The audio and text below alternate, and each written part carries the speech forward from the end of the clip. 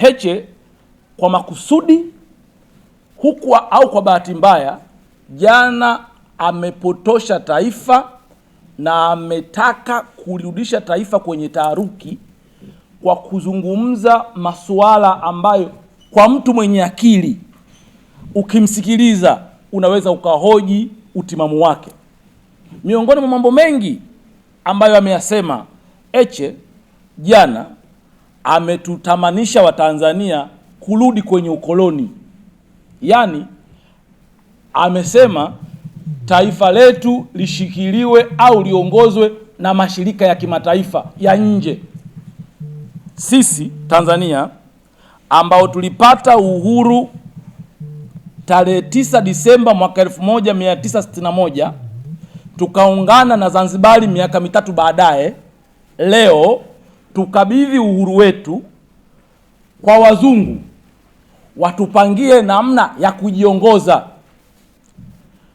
kana kwamba Heche wakati Mbowe na Lissu wanalumbana kutafuta uwenyekiti, wao walisalenda power kwa chama kingine au kwa watu wengine waongezee chama chao.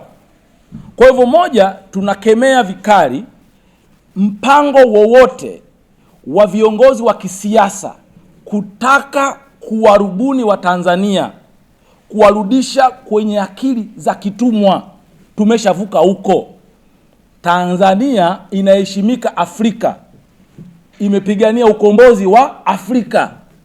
Nchi iliyoshiriki kuzikomboa nchi kama Namibia, Msumbiji, Afrika Kusini, leo haiwezi, kiongozi wanajiita wa upinzani hawezi kutoka hadharani akashawishi taifa letu liuze uhuru wake kwa wazungu.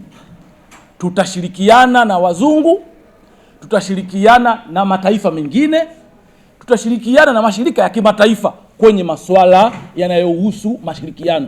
Kwa hiyo tumesema nianze na hilo. Tunakemea namna ambavyo wenzetu wanasiasa wapo tayari kuuza uhuru wa taifa letu ili wawe madarakani. Kwa hiyo la kwanza hilo. La pili, mmemsikia pamoja na tuhuma zake amesema uchaguzi wetu haukuwa halali, uchaguzi uliofanyika mwaka huu.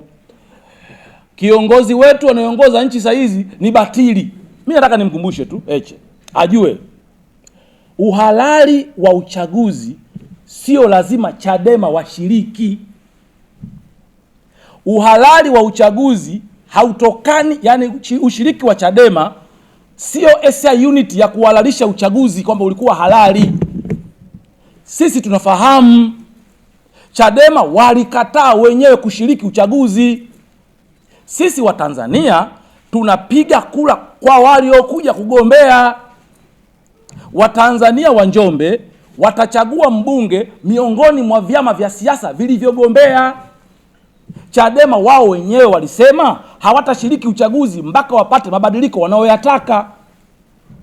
Leo kwa sababu hujashiriki uchaguzi, wenzako vyama vingine vimeshiriki, Watanzania wameshiriki, unasema uchaguzi sio halali. Uwezi ukasema kiongozi aliyepatikana sio halali kwa sababu wewe hujashiriki. Mimi nina mfano. Heche, sifa yake moja, historia yake, aliwahi kuwa mwenyekiti wa vijana wa Chadema. Heche, sisi tukiwa Chadema vijana tulimheshimu, japo ili Heche awe mwenyekiti wa vijana ilibidi mimi naezungumza nikatwe. Sasa sijashiriki, nilishiriki nikakatwa ili Heche awe mwenyekiti wa vijana. Mimi nikamuunga mkono mtu mmoja tu Mwampamba, naye akakatwa siku ya uchaguzi. Tukamuunga mkono mtu mwingine Gerson Nyakalungu, naye akakatwa siku ya uchaguzi. Tukamuunga mkono Beni Sanane, naye akakatwa. Mwisho Heche akagombea na mtu yeye mwenyewe ukimwambia uligombea nani mwenyekiti wa vijana hamjui. Akashinda kwa 51%. Hatukuwahi kusema sio halali, kwa sababu taratibu na kanuni za chama zilitukataza sisi kufanya vitu kwa sababu tukatwe.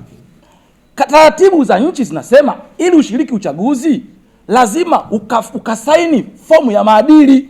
Si ndivyo? Wewe umesema ushiriki utaki uchaguzi wala fomu usajili. Alafu unakuja baadaye unasema uchaguzi sio huru, si uchaguzi haukuwa haki, uchaguzi umeingiliwa. Tunamshauri Chadema, zipo kazi nyingi za kufanya. Sio lazima tuilazimishe, tuishawishi jamii iingie kwenye machafuko. Na kwenye hili tutaviomba vyombo vya ulinzi na usalama wafanye uchunguzi kwa makini, waangalie namna ambavyo Chadema inaweza ikawa inahusika kufanikisha machafuko ya Oktoba 29. Narudia, vyombo vya ulinzi na usalama vimewachekea sana Chadema. Wafanye uchunguzi, wakaangalie kwa namna gani Chadema wanahusika moja kwa moja kwa vurugu za tarehe 29 Oktoba, kwa sababu mahusiano yao na baadhi ya taasisi za ndani na nje zinafanana kwenye lugha. Kwa mfano, wanasema wananchi wapeni watu wazike miili yao. Wapeni watu wazike miili yao. Ni nani ameomba mwili wake akanyimwa? Yaani Heche anapata wapi kusema wapewe watu wakazika wapendwa wao? Ni mpendwa nani? Ni mtu gani hapa Tanzania? Sisi wanahabari. Amekuja kwenye newsroom anasema ndugu yake amekufa kwenye Oktoba 29, wameomba mwili wa kwenda kuzika, wamenyimwa. Yupo? Sasa unapata wapi habari ya kusema watu wakazike? Unasema kuna kaburi la pamoja. Mimi nimeenda hapo kwa Kondo, sijaliona. Lakini sasa taarifa hiyo hiyo wanasema Heche, taarifa hiyo hiyo wanasema mwandishi mmoja wa nje, taarifa hiyo hiyo wanasema mwanaharakati anayecontrol Chadema kutokea Nairobi, taarifa hiyo vinasema vikundi vyao. Halafu na sisi huku tunawaamini. Mimi na mchallenge Heche na nawachallenge watu wengine, ni nani ambaye ameomba mwili? Au ni nani ametoka hadharani akasema ndugu yake hajamzika? Sasa wanazitoa wapi? Kwa sisi Mesila tunasema, kwanza, hatupo tayari kuruhusu uhuru wa taifa letu, amani ya taifa letu iliyojengwa kwa zaidi ya miaka 60 ichezewe tena kama ilivyotaka kuchezewa tarehe 29 mwezi wa 10. Lakini tunawachallenge viongozi wa upinzani, hasa Chadema, wajiangalie kama wanavyofikiri sawa sawa. Inawezaje kuwa sawa wewe utamani taifa lako liendeshwe na watu wa nje? Lingine la muhimu watu kujua, Chadema hawajaanza leo kuto kushiriki uchaguzi. Mwaka 95 hawakushiriki uchaguzi. Alikuwa mgombea Mlema na wengine, uchaguzi ulikuwa huru au kuwa huru? Ulikuwa huru, lakini wao hawakushiriki. Mwaka 2000 Chadema hawakushiriki uchaguzi mkuu. Waligombea CUF, NCCR na wengine. Uchaguzi ulikuwa huru au kuwa huru? Kwa uchaguzi kuwa halali, swala la uchaguzi kuwa halali haliwezi kuhalalishwa na ushiriki wa Chadema, au uchaguzi kuwa haramu hauwezi kuhalalishwa na kuto kushiriki kwa chama kimoja. Nyinyi mmeamua hamshiriki, pisheni. Sasa wao wanasema mimi sishiriki uchaguzi, alafu nasema uchaguzi huu serikali siitambui. Walioshiriki wanaitambua. Kuna vimeshiriki vyama zaidi ya 15, kwa sababu mbele ya sheria vyama vyote vina haki na hadhi sawa. Na kwa nchi yetu swala la uchaguzi ni hiari. Vyama vya siasa Tanzania havilazimishi kushiriki uchaguzi. Unaamua mwenyewe ushiriki au usishiriki. Unasema hakuna usawa au hapakuwa na majukwaa sawa ya kisiasa. Ni kweli? Unaweza kusema kuna kipindi Chadema wamefanya mikutano kuliko kipindi hiki? Wamekwenda kila sehemu wakati wana promote agenda yao ya no reform no election. Wamekwenda kwenye vyombo vya habari, hamjawapa platform. So wamekwenda kwenye taasisi zetu za vyombo vya habari. Wamekwenda East Africa, wamekwenda Azam kote. Wamekwenda wafanya mikutano ya hadhara, lakini bado wanatutukana wanahabari kwamba vyombo vya habari vimekandamizwa. Uchaguzi, yani siasa haikuwa sawa.